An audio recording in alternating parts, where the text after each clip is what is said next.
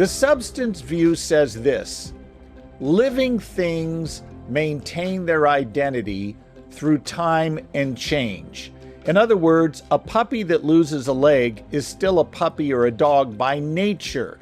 In other words, living things have underlying natures or essences, some would call it a soul, I'm comfortable with all of those terms, that define their identity, ground them in change through time, and allow us to say we have the same being at the beginning of their existence as we do at the end. Now you stop to think about it for a moment.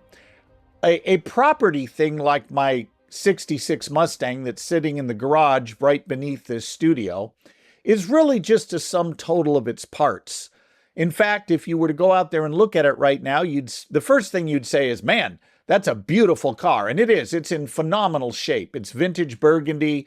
It's been a great hobby to have it as a way to just have a distraction from life. But here's the thing. That 1966 Mustang is technically not the same car that rolled off the assembly line, 62 years ago?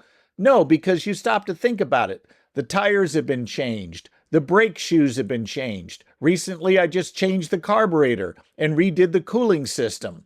Not long before that, I replaced the water pump, and then I went through and really rebuilt the brake system. I put in new wheel cylinders, changed the master cylinder, put in new spring hardware. I've done a lot of work to this car to keep it running at the highest level of efficiency. The parts have been changed, is my point. And when you deal with something that's a property thing, or what some philosophers refer to as an artifact, you change the parts, you kind of change the thing. Here's a way to think about it as well. Suppose you went out to my back deck, which I'm, again, not sitting that far from, and you replaced every plank of wood on that deck. Now, you would say it's still a deck, yes, but is it the same deck that was here before I replaced every part in it? And you'd probably say, well, no, it's kind of a different deck because after all, you've gone through and all the lumber that was there previously, piece by piece, you've replaced. So technically, although it's still a deck in terms of how it functions, it's not the same deck that it was before. And I think you'd be right to say that. However, when it comes to living things like human beings, plants and animals, reptiles, fish, whatever, living things are not mere part-like things like that deck. Rather, living things maintain their identity, though their physical parts and properties may change.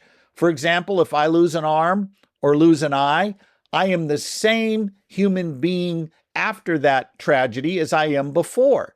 There's no substantial change to my nature that changes what I am fundamentally. I am still Scott Klusendorf.